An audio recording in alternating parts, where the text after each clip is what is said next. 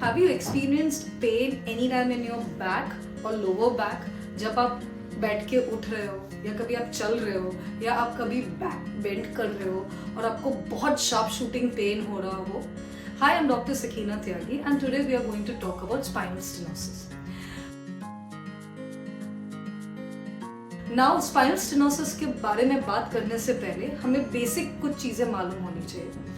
We have our vertebral column जो हमारे neck region से हमारे बैक तक रन करता है और उस vertebral column में के बीच में हमारी spinal cord है. Now ये vertebral column है जो एक एक vertebra एक दूसरे के ऊपर है और बीच में उनके पास gaps होते हैं जिसमें से हमारी spinal nerves निकलती है. और ये spinal nerves basically हमारे skin और muscles जो हमारे hands और legs है उनको supply करती है. Now since these nerves are supplying to our arms and to our legs, we are able to feel, हमें touch, pain, pressure सब पता चलता है और साथ साथ हमारे legs और arms में जो movements होती है, जो muscle involved है उसमें, वो nerves भी spinal nerves ही करती है, supply.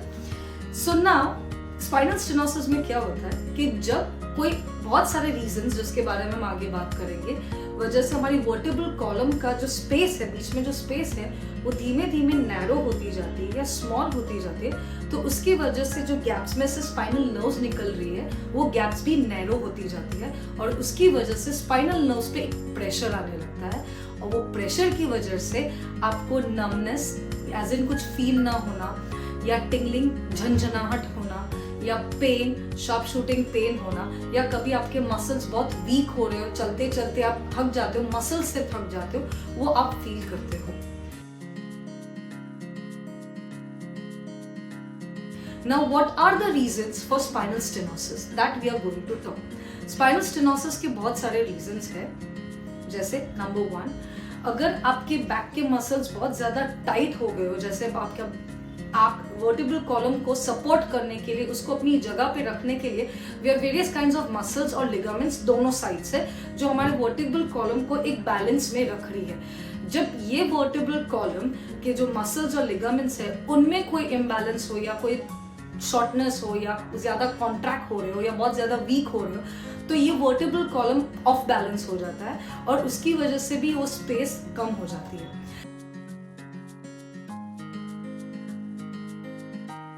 किसी को स्लिप डिस्क का प्रॉब्लम है, एज इन जो हमारे वर्टिब्रा होती है उसके बीच में, दो वर्टिब्रा के बीच में एक इंटरवर्टिब्रल डिस्क होती है. जब वो इंटरवर्टिब्रल डिस्क अपनी जगह से हिल जाती है यानी कि ज्यादा अंदर की तरफ चली जाती है तो उसकी वजह से भी हमारा स्पाइनल कैनाल जो है वो नैरो हो जाता है और हमें स्पाइनल नर्व्स पे प्रेशर आता है.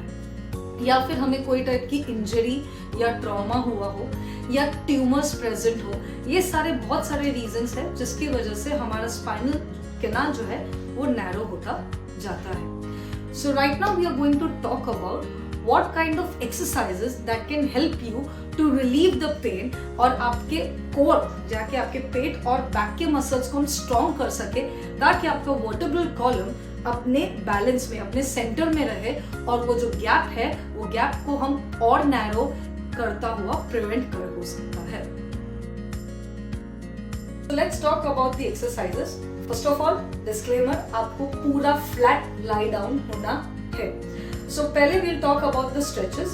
Stretches में मोस्टली हम ये बोलते हैं कि जब स्पाइनल स्टेनोसिस होता है तो आपको बैक बेंड करने में ज्यादा प्रॉब्लम होती है तो हमें मोस्टली फ्लेक्शन बेस्ड एक्सरसाइजेस जिसमें हमारी कमर नीचे की साइड जाए, क्योंकि जब हम नीचे की साइड पे बेंड होते हैं तो स्पाइनल कैनाल जो है या वर्टिब्रल कॉलम जो है वो हमारा वाइडन होता है और उसकी वजह से नर्व्स पे प्रेशर कम लगता है. So what is the first exercise or the first stretch we are going to talk about is knee to chest. Again you have to lie flat. तो knee to chest में आप दोनों पैर को अपने चेस्ट की तरफ, नीज को बेंड करके चेस्ट की तरफ प्रेस करना है. अगर आप दोनों पैर को ना ले जा सको, not a problem, you can also go for alternate knee to chest stretch. Hold it for 30 seconds up to 3 to 5 repetitions. पहली स्ट्रेच ये है. दूसरा हमारी एक्सरसाइज है, the second exercise is basically pelvic tilt. Again you have to lie flat और आपको अपने पेट को देखिए यहाँ पेट ये हिप रीजन को ऐसे ऊपर की तरफ जाना है. You have to hold this for around 10 counts. 1, 2, 3, 4, 5, 6, 7, 8, 9, 10. And then relax. Do it up to 10 times. The next exercise is dead bug exercise. First, कैसे आप ट्राई कर सकते हो? पहले एक नी ऊपर, एक हैंड ऊपर, opposite side. Then this way, this way, this way, this way. Third exercise है ब्रिजिंग. इसमें आपको कंप्लीटली लाई डाउन होना है and then you have to pull your lift your buttocks up in the air. And इस time में भी आपको अपना टमी को अंदर टक इन करना होता है and you have to count till 1 to 10 and come down. You have to do this 10 times. फिर अगेन आप लाई फ्लैट डाउन है, आपकी नीज बेंड है and then you have to go for side bends. ऐसे ऐसे ऐसे. सो ये exercises है जो आपको लाइन पोजीशन में करने होते हैं in on your back. Now let's talk about कि आप और कौन सी पोजीशन में ट्राई कर सकते हैं दूसरी exercise. So the next exercise you have to come all on your fours, this position. और पहली एक्सरसाइज है हमारी कैट एंड कैमल एक्सरसाइज, जिसमें आपको क्या करना है, पहले हेड डाउन और स्टमक को इन लेना है and then head up and you have to take your buttocks inside.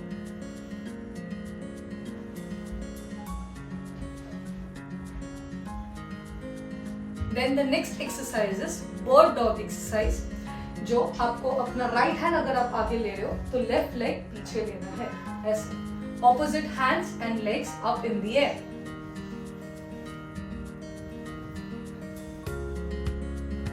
The next exercise is prayer stretch, जिसमें prayer की पोजीशन में आपको अपने आप को stretch करना है.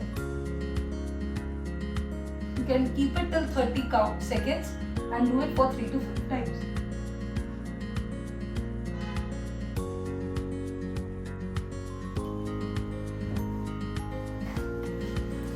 So these are the exercises that you can do in this quadruped position.